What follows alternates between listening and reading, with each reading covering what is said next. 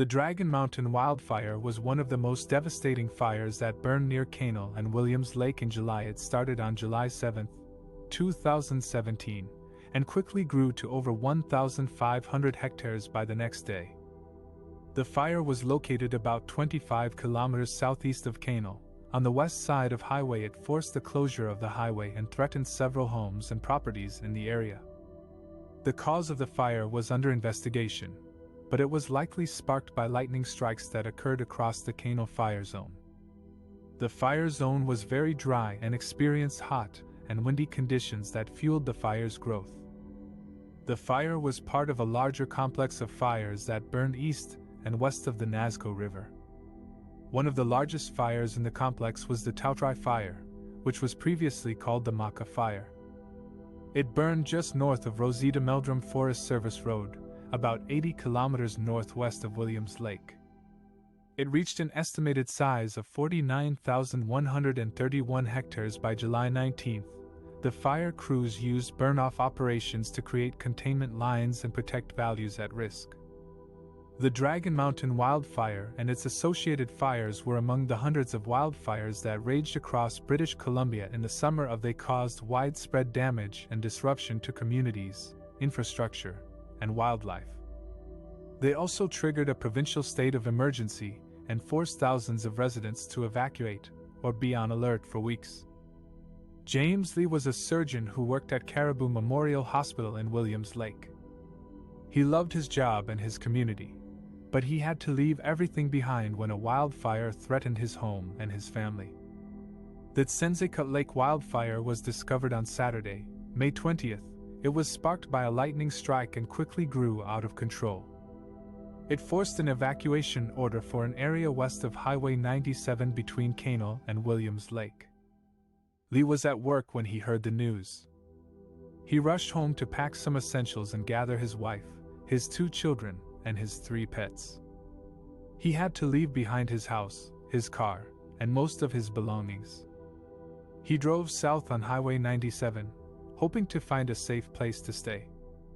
He saw smoke and flames along the way, and he worried about his patients and colleagues at the hospital. He wondered if he would ever return to his home and his work. He reached Kamloops after a few hours of driving. He found a hotel that accepted pets and checked in. He tried to contact his friends and relatives to let them know he was safe. He watched the news for updates on the wildfire situation. He felt grateful that he and his family were alive, but he also felt sad and angry about what he had lost. He didn't know what the future would bring, but he hoped that one day he could go back to Williams Lake and resume his life as a surgeon.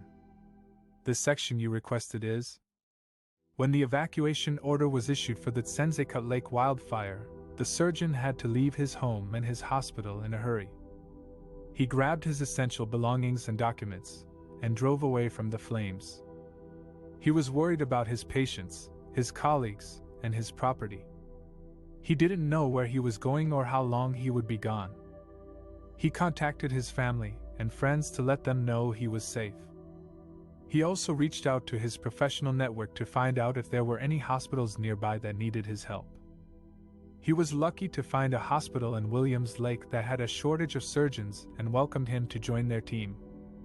He drove there and checked into a hotel. He started working at the new hospital the next day. He had to adapt quickly to a different environment, equipment, and staff. He also had to deal with a high volume of patients, some of whom were injured or displaced by the wildfire.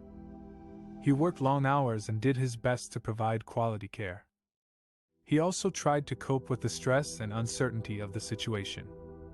He followed the news updates on the wildfire and hoped that his home and hospital would be spared. He talked to his colleagues and friends for support and advice. He practiced relaxation techniques such as deep breathing and meditation. He reminded himself that he was doing something meaningful and helpful for others. He stayed in Williams Lake for 2 weeks until the evacuation order was lifted. He then returned to his home and hospital, which were thankfully intact. He resumed his normal work and life, but he also kept in touch with the people he met and helped in Williams Lake. He felt grateful for their hospitality and friendship.